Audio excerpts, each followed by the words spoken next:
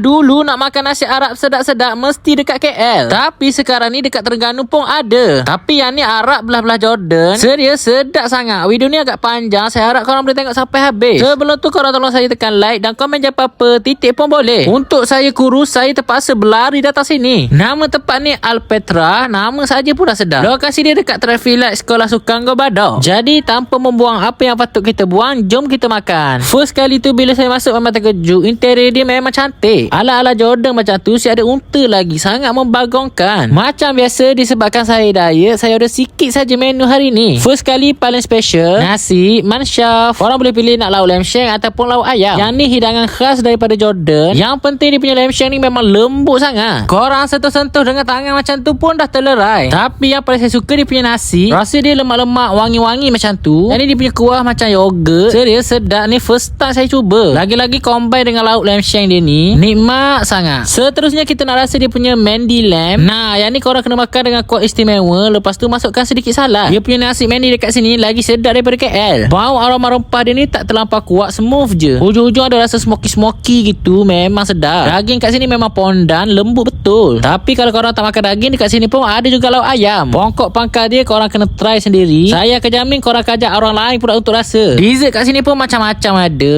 Tapi kali ni kita nak rasa dia punya kunafa. Yang ni korang tengoklah sendiri, boleh tarik panjang betul dia punya cheese. Order dia cakap dia sengaja buat kurang manis. Jadi waktu korang makan tu tak adalah muak sangat guys. Boleh makan banyak-banyak. Seterusnya pula kita nak rasa dia punya fasha. Yang ni korang akan makan dengan roti besar-besar gajah macam ni. Yang ni saya suka, dia garing-garing, kenyal macam tu. Saya ni selalu sangat makan fasha. Yang peliknya daging dekat sini lagi banyak daripada sayur-sayur tu. Dia datang dengan pop panas-panas lagi. Lepas tu yang ni juga korang boleh makan dengan special lamb sauder. Yang ni daging yang kita makan dengan nasi tadi, tapi saya ambil ala carte. Korang juga boleh makan dengan roti fasha ni. Waktu makan ni saya terfikir memang tak nak balik, nak duduk sini je. Selain nasi Arab, dekat sini pun ada juga masakan Thai, spicy krapau chicken. Yang ni ayam cincang, dia guna daun basil. Memang wangi, sedap sangat waktu korang makan. Dapat telur, dapat sup sekali. Kalau tak cukup pedas, dia siap bagi cili potong lagi. Yang ni pedas, wangi, aroy. Next pula spicy krapau seafood. Ada udang, sotong dalam ni. Ataupun kalau korang nak menu lain, dekat sini pun ada juga ikan siakap. Yang ni dia buat garing-garing dekat luar, dalam tu juicy. Rasa sos dia ni masa-masa manis macam tu. Mantap weh. Seterusnya pula kita nak rasa menu shawarma. Memang gemuk betul weh dia punya shawarma. Sekali gigit memang terlerai dia punya daging masuk mulut. Dia rasa sekali masam-masam berlemak. Tapi disebabkan saya Melayu, saya request nak makan dengan sos cili. Seterusnya pula kita nak rasa dia punya kebab. Nah, yang ni dia datang dengan besi-besi sekali. Lepas tu korang boleh makan dengan roti, salad and fries macam ni. Nah, sekarang ni dah jadi mini shawarma. Memang sedap. Next, seterusnya kita nak rasa dia punya spring roll cheese. Nah, korang tengok boleh tarik-tarik sampai macam tu sekali. Yang ni bawa anak-anak mesti dia orang suka. Dengan kita-kita sekali suka